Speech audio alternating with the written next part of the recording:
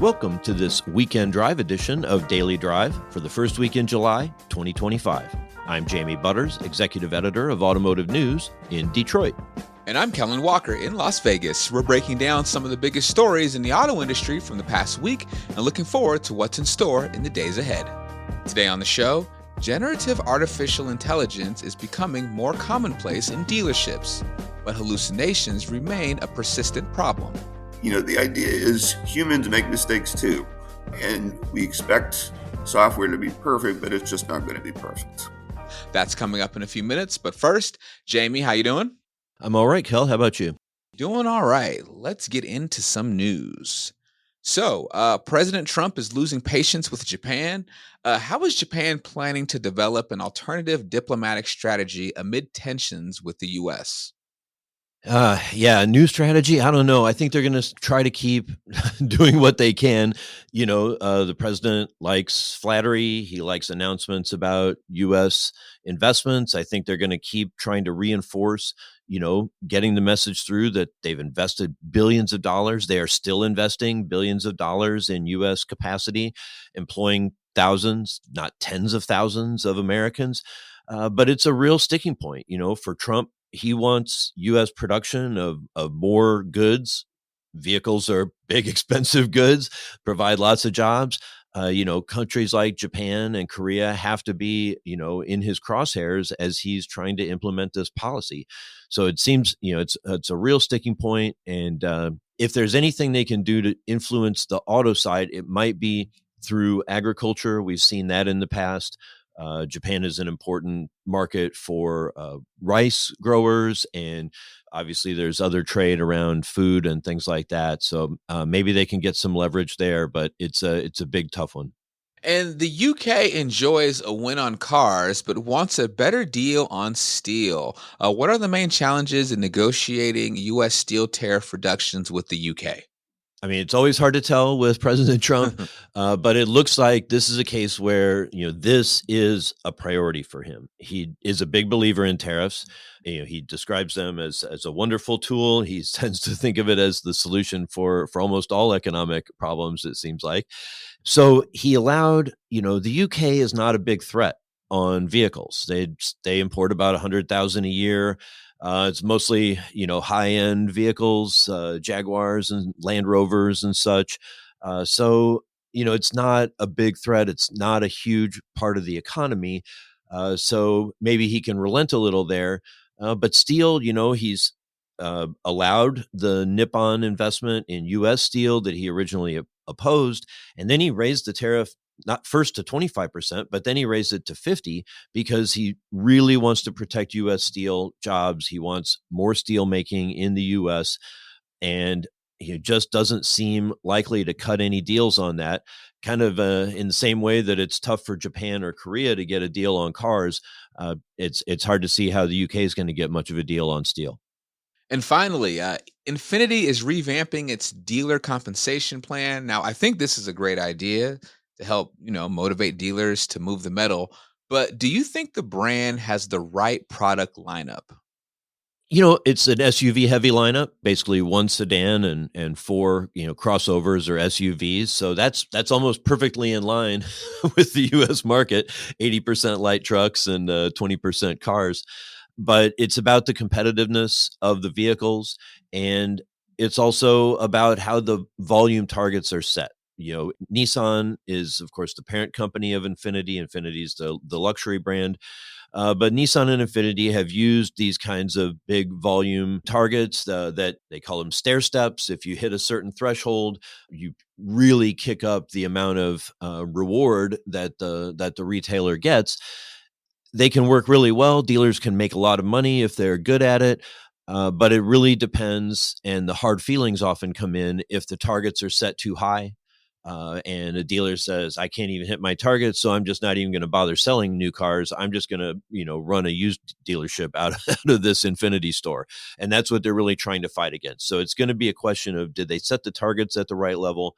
And do they have sort of the right amount of market support to, help the dealers be competitive, to show the customers that they can buy an Infiniti for a decent price? Because Probably a lot of consumers are worried that the prices are high, assuming that there's a lot of tariffs on them. Good stuff, Jamie. Coming up, how programmers are using generative AI to combat the biggest shortcomings of generative AI. That's next on Weekend Drive. Daily Drive listeners like you have access to the lowest price for Automotive News Congress 2025 on September 11th. The event is where the industry's biggest players tackle its toughest challenges. Congress attendees don't just follow the industry, they lead it. This year's featured speakers include Hyundai Motor Group Executive Chair Yusin Chung and General Motors CEO Mary Barra. We are investing in America. We're creating jobs. That's creating IP in this country. And I think, the United States needs to lead in key technologies. Join us to gain the insights and connections needed to steer your business through massive change. To get the lowest price for the event, go to autonews.com/events, select Auto News Congress, and type in the discount code Daily Drive, one word, all caps. We'll see you in September in Detroit. Welcome back to Weekend Drive. I'm Jamie Butters with Kellen Walker. Generative artificial intelligence is technology that appears to think and communicate like humans do and can learn from its mistakes. Supporters of generative AI pitch it as a historic advance that can boost efficiency and improve customer interaction for retail, automotive, and other industries around the world. But it also can lapse into disruptive hiccups known as hallucinations. Left unchecked, it can create problems for businesses trying to use the technology to get more efficient or provide better service. Automotive News staff reporter Mark Hollmer has been looking into the technology's shortcomings and how firms are trying to keep it from doing real damage. He joins me now from his home office in Virginia. Mark Hollmer, welcome to Weekend Drive. Thank you. It's great to be here. You examine generative AI hallucinations in your front page story in Monday's issue. Why do we still have these hallucinations? Are they ever going to stop? It seems like they will not go away. First off, let's talk about what they are. Generative AI is a great invention because it behaves like humans do in that it can converse and learn from its mistakes, except it has hallucinations, which is sometimes it gives nonsense answers or it gives wrong answers, is the short version. Things that don't necessarily make sense or things that don't belong in the response. Because is that just a product of math? It's just how the Gen AI works, that it's sometimes going to happen. Do people just have to live with that being part of the process? It appears so. I spoke to the CEO of FullPath, which was one of the early pioneers in using generative AI and had some of the earliest problems. Though FullPath disagrees with what hallucinations are. It had some early problems where dealerships using generative AI, but had customers kind of push it to the limit. One customer in 2023 tried to buy a car for $1, but FullPath defines that as just needing better programming. The short of it is that you can control hallucinations with better programming. FullPath has addressed a lot of these issues by bringing in additional generative AI chatbots to manage the chatbots that could potentially act up. And then there are other chatbots they bring in to manage those in turn. So they're creating all these walls and guide rails basically to keep things at a manageable level. And they say that works a lot. I guess it's sort of like a double filter, kind of. It just seems a little counterintuitive to use Gen AI to corral Gen AI. It does. But what it also does is it amounts to risk reduction because instead of relying on a small number of chatbots to handle responses and conversations, then you add a lot more, so it spreads the risk around. So from a programming perspective, that seems to do quite well. And the story, it contains other ideas, that other companies have pursued as well. In your story, you cited reports that indicate each more advanced version of generative AI can actually get worse, at least regarding hallucinations. That has happened with ChatGPT, and that matters because that was one of the most, was and is one of the most heavily used generative AI systems. And that doesn't bode well on the surface.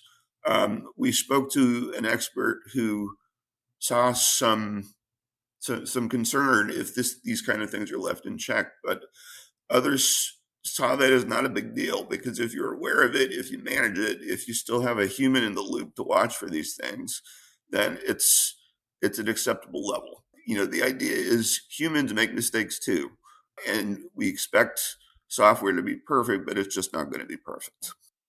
And so we have to supervise it and, use it as a tool more so than just let it run free, or find ways to make sure they can't do too much damage if it's running free.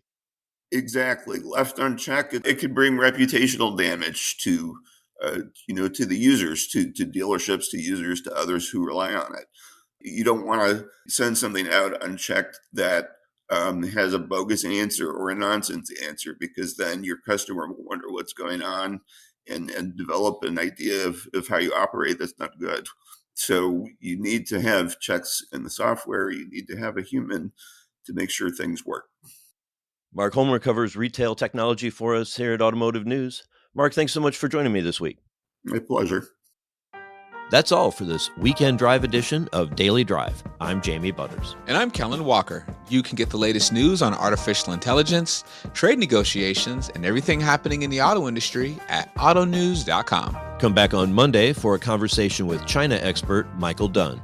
We'd love to hear from you. Let us know what you think of the show and the topics we covered today. Send us an email at dailydrive@autonews.com or leave us a voicemail at 313-444-2774. If you enjoy the podcast, remember to leave a review, and subscribe so you never miss an episode.